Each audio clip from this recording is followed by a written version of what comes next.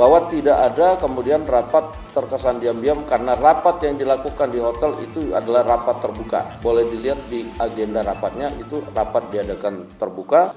Rekan-rekan media yang saya hormati, pada hari ini saya selaku yang mewakili pimpinan DPR bersama dengan para pimpinan Komisi 1 dan perwakilan dari pimpinan fraksi yang ada di DPR ingin menjelaskan kepada publik melalui rekan-rekan media tentang revisi Undang-Undang Tentara Nasional Republik Indonesia.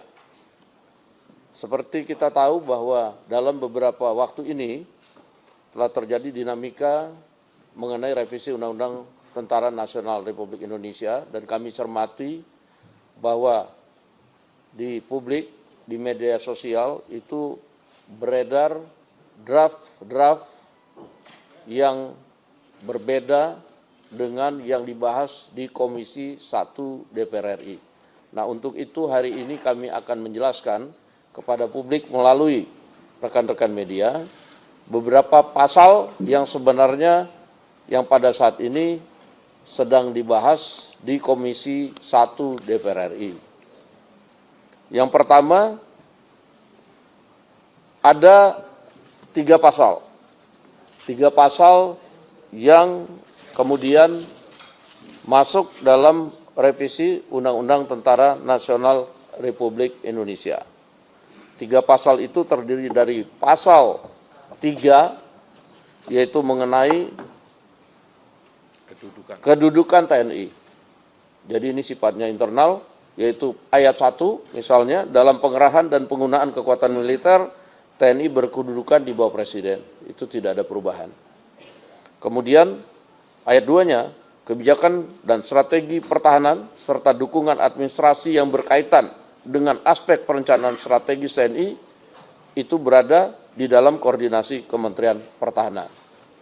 Ini pasal dibuat supaya semua sinergis dan lebih rapi dalam administrasinya. Kemudian pasal 53 itu tentang usia pensiun yang mengacu pada undang-undang institusi lain. Ada kenaikan batas usia pensiun, yaitu bervariatif antara 55 tahun sampai dengan 62 tahun. Dan ini perinciannya kita akan bagikan kepada teman-teman media sebentar lagi. Kemudian pasal ketiga yaitu pasal 47, yaitu prajurit dapat menduduki jabatan pada kementerian atau lembaga. Jadi prajurit aktif dapat menduduki jabatan pada kementerian lembaga. Pada saat ini sebelum direvisi ada 10, kemudian ada penambahan karena di masing-masing institusi di undang-undangnya dicantumkan, sehingga kita masukkan ke dalam revisi Undang-Undang TNI seperti Kejaksaan Agung misalnya, karena ada di situ Jaksa Agung Pidana Militer yang di Undang-Undang Kejaksaan itu di jabat oleh TNI, di sini kita masukkan.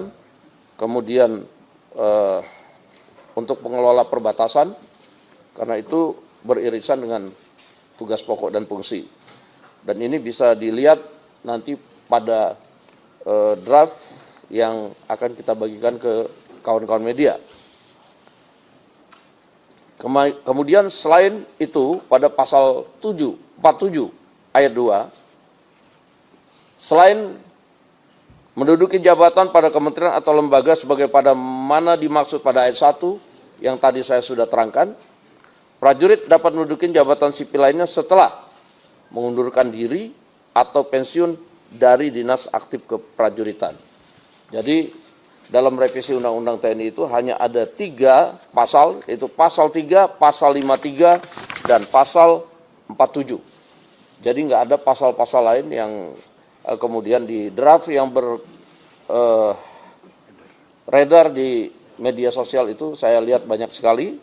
Dan kemudian kalaupun ada pasal-pasal yang sama yang kita sampaikan itu juga isinya sangat jauh berbeda Demikian rekan-rekan media sekalian, sebentar nanti kita akan bagikan draft yang pada saat ini sedang direvisi di Komisi 1. Yang pertama saya sampaikan bahwa tidak ada kebut-mengebut dalam Undang-Undang Revisi Undang-Undang TNI. Seperti kita tahu bahwa revisi Undang-Undang TNI ini sudah berlangsung dari berapa lama ya? Berapa bulan lalu. Dan itu kemudian dibahas di Komisi 1 termasuk kemudian mengundang partisipasi publik. Yang kedua, bahwa tidak ada kemudian rapat terkesan diam-diam karena rapat yang dilakukan di hotel itu adalah rapat terbuka. Boleh dilihat di agenda rapatnya itu rapat diadakan terbuka dan memang konsinyering dalam setiap pembahasan undang-undang itu memang ada aturannya di dalam peraturan pembuatan undang-undang dan tidak menyalahi mekanisme yang ada. Walaupun kemarin saya lihat rencananya 4 hari, disingkat menjadi 2 hari dalam rangka efisiensi.